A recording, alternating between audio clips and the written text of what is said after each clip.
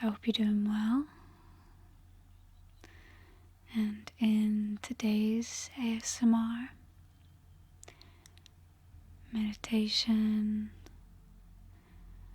reading, relaxation, just going to talk to you about a helpful tool that's been really making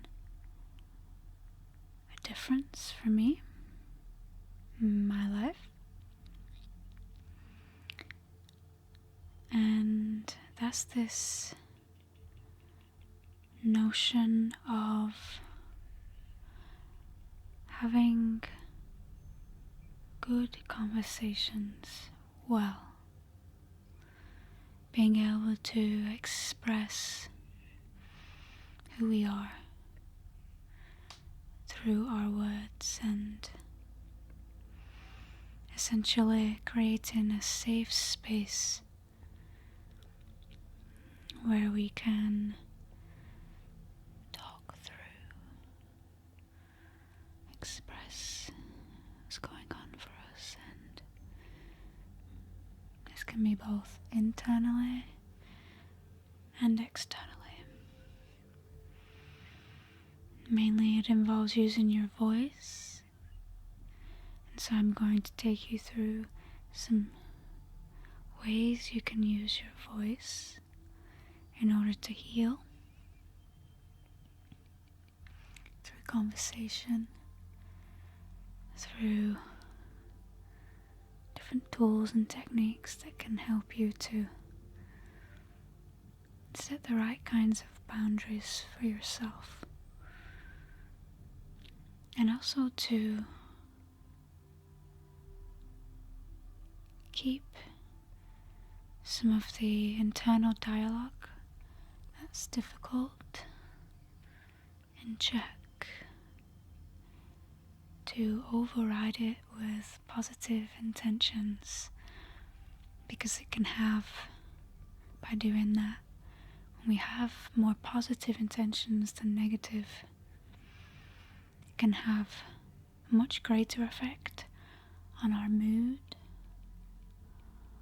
on the opportunities that we open to, and just a general sense of well-being.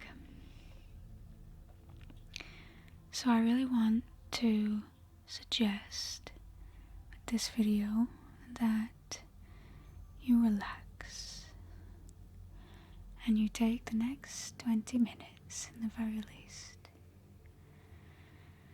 to rest, rest, rest, rest. You deserve to rest, and you deserve to relax. And sometimes we need to be reminded to do those things, especially when we put so much on our plates. So, I'm going to read to you some of the ways that you can bring more honesty and nurture into your conversations. I wrote this morning, and it is based on a course that I'm taking called The Art of Difficult Conversations.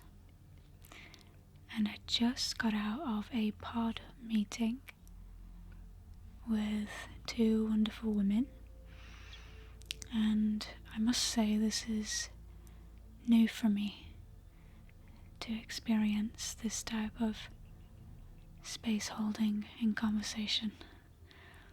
Most of my life I've found conversation to be somewhat challenging and maybe not as nurturing as it could be.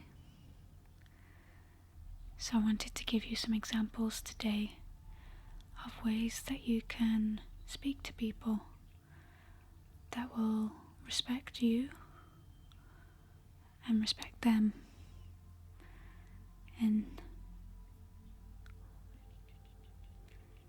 in your expression more often, so that we can have more satisfying dialogues together. So I hope that you've had a great day and a great week. I am grateful and honored that you spend some of your time here, whether you're just watching me for the first time or you've been here for 7 years. So how can we have conversations with family, friends, co-workers, strangers, ourselves, that are more honest and nurturing? That's the question for today and the context. So one of the things that I've learned is that there is a special kind of listening in conversation. This listening is both using your ears to hear someone when they talk, and it is also using your other senses to listen to a person when they express themselves. For example, you might use your eyes to make eye contact with the person if you feel comfortable, or you may use your eyes to look at their body language, and this can give you cues as to where they're at energetically or how they're feeling, and all kinds of different things. When we listen intently to someone, not just so that we can share something in return about ourselves, but when we listen intently to someone, we usually have, and the goal here is to have a shared motivation why you want to have this conversation. And it could be that you wish to validate someone, you wish to support them, hold the space for them.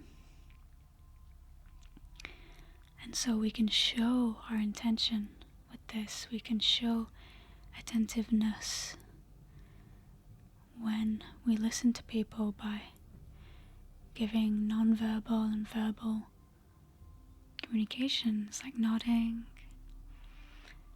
like mirroring their body language, maybe smiling if they smile. We can also do other things to show that we're listening, like give someone our full attention. Really show that we're invested in the conversation by maybe not looking at our phones or getting distracted by the TV, but giving them your full attention if that feels right.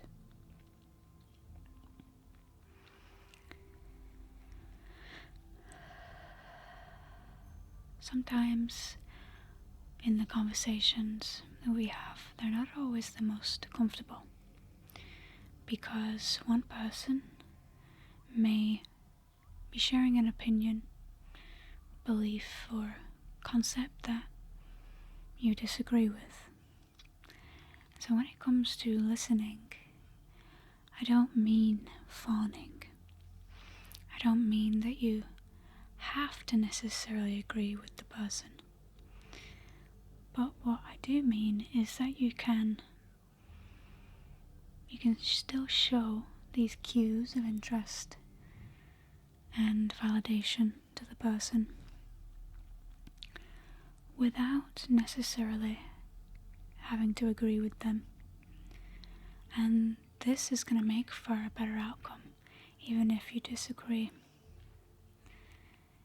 You can say no to someone and yet still be on the same team about something. So, if we can at least respect where the other person is coming from, if we can find a way to be in their shoes just while they speak, then we are listening with our whole bodies, with all of our senses. And of course, if we can focus on them when they speak, instead of thinking about what we're going to say, or maybe doing that a little bit, but not too much, then we can meet in the middle every time, no matter what kind of difficult conversation or loving conversation you're having, because sometimes people struggle with different things in conversation. Sometimes praise makes people uncomfortable, and sometimes aggression makes people uncomfortable, or not, depending on your upbringing, depending on the ways you learn to communicate growing up. But I believe that at the core of us, we're all quite sensitive, no matter how many walls we've learned to use to cope with some of the difficulties that language and communication can bring. And so, creating this type of rapport, this type of psychological safety in our conversations, when we give that to someone else, we also will experience it back some way, somehow. And I can say that from experience, those are some of the best conversations to have. You're not overly fawning, you're not overly sharing, but you're setting a context wherein both of you can feel safe.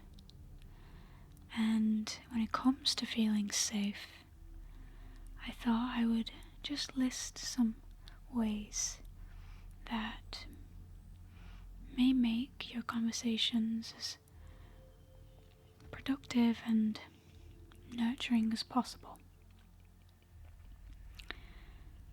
So the first is to listen with the intention to truly listen, which we just covered and is a very big one, I think.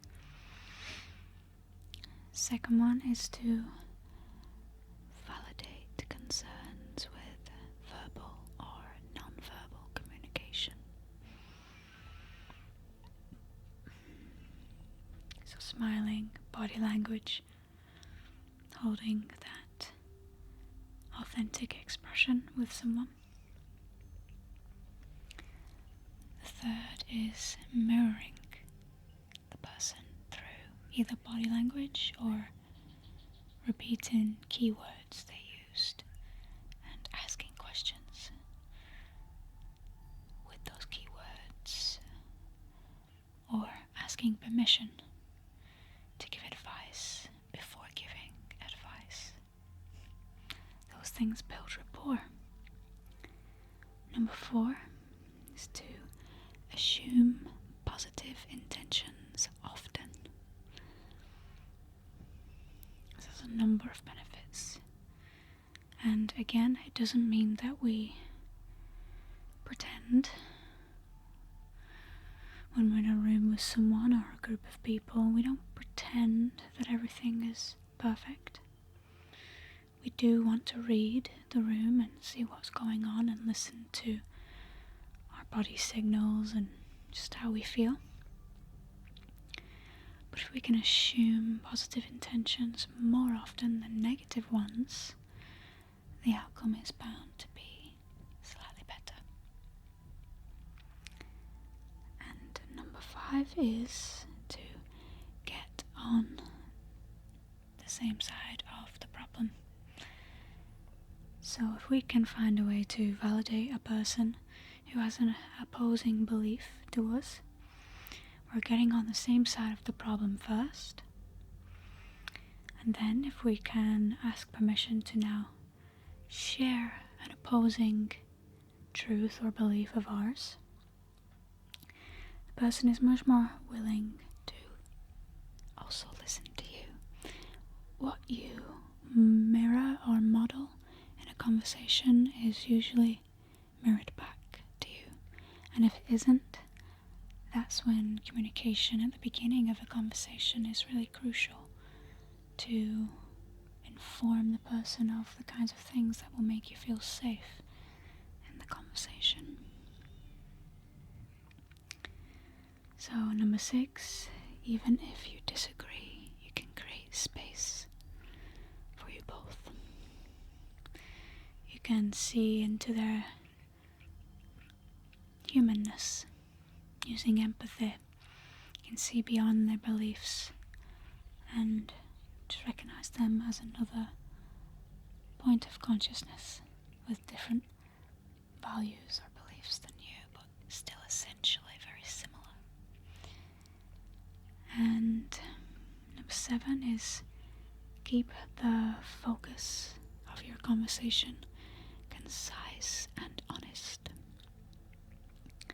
There's a tendency to ramble and move from topic to topic, which is sometimes less valuable than if you are to talk about something, a similar context of something, for at least 20 minutes. You can get more juiciness out of it. You can get deeper with the feelings that you have surrounding this topic than if you are to say, jump from thing to thing, but only reach the surface layer of that topic. Number 8 is to remove identity. So remove your identity when expressing new ideas. The idea behind this is that you are essentially taking out your persona in the conversation and just allowing for the idea itself to be expressed, because if it's not accepted well, or if people don't want to do that, you don't have to take it as a personal flaw, a personal character flaw with you, because it was an idea. It wasn't something that you shared as a belief. Of course, with your beliefs, when you share them, they are bound to have your identity in there, and ideas can do that too, but sometimes creating distance from you and your ideas can make it easier to express them. In conversation, make it slightly less personal, at least in the beginning, until you understand that you can talk to this person about this idea or not. And the last is refrain from holding on to judgment. When someone's talking, or they use trigger words for you, or their body language maybe puts you off in a moment, you may have a judgment there, and the best thing you can do is to allow allow space for them to make mistakes, just as you yourself would wish to be given space to make mistakes, and nobody's perfect.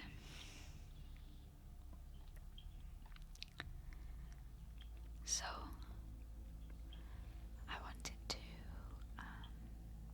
ask you to also think about what makes you feel safe in an environment, especially where communication is involved of some kind, and to really rest in this notion of creating safety in your conversations with people. As a content creator on YouTube, it's taken me a long time, but I do feel like I've established healthier boundaries now surrounding what kinds of comments I will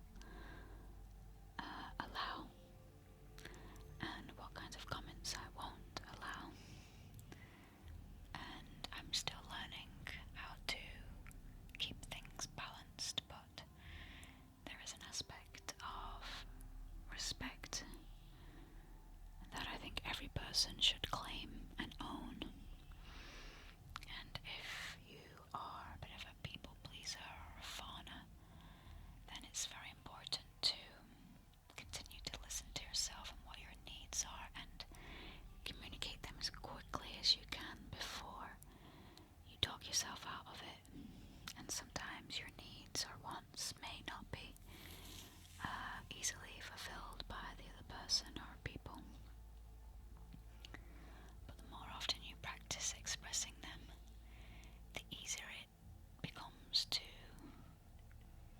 claim autonomy for yourself and not fawn to what other people want in the group or in the conversation or the relationship. So, I would say that this is probably one of the most liberating kinds of things we can do for ourselves, is to hone in on the types of conversations we really wish to have. And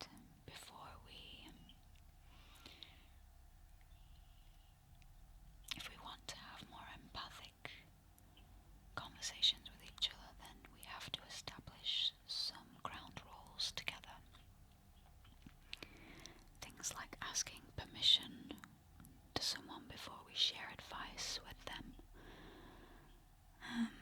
Things like not making psychic projections,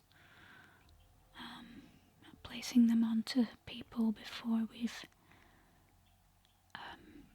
even listened to what they really said, before we've even mirrored back or validated back what they've said, because instantly the other person doesn't feel seen or heard when we do this, when we're just projecting from our own minds what we think the problem is, and technically we are assuming we know, and this doesn't build trust. What builds trust is co-creating these boundaries, these rules together in conversation that are more like creating the right kinds of contexts and motivations, so that the conversation can be ripe with juicy goods, so to speak. And even though we're aiming to make conversations more palatable and enjoyable and nurturing and honest, we don't shy away from the more difficult conversations, which usually involve something personal or intimate pertaining to our own feelings surrounding ourselves or someone else. We don't shy away from those conversations. We embrace them because we understand that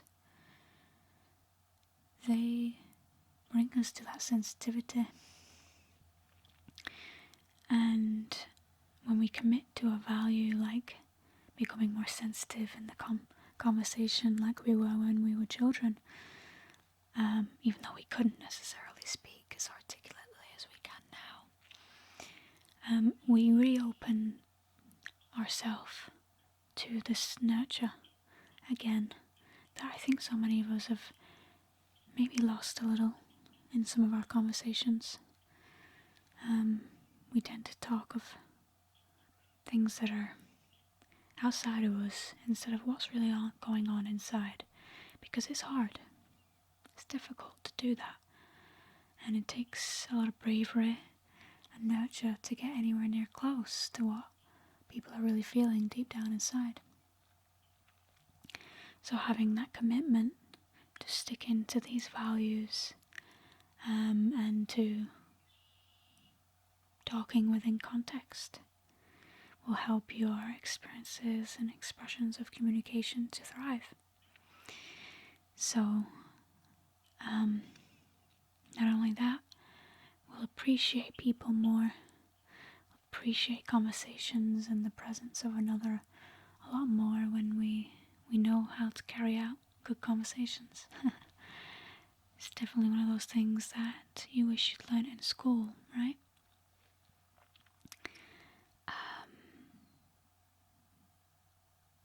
So there is specific language you can use for things like this, but honestly I would suggest just maybe slowing down a little if you're looking to find the right answers or the right kinds of things to say to people. Just giving yourself a few seconds to tap in with validating the person through something like, so what I'm hearing you say is, and then reflecting something back, revealing something back to them, because I think we already have a lot of the understandings we need within our own expressions, but we're looking to be validated by other people, and sometimes until we've received that validation, we tend to not give ourselves the credit we're looking for. We tend to not recognize some of the blind spots we may have surrounding how important a certain conversation or experience was in our lives until it's reflecting back to us in some way. So I hope this was helpful to you, and I know I've been finding it very helpful in learning about the dynamics of conversation, and psychological safety. Psycholinguistics is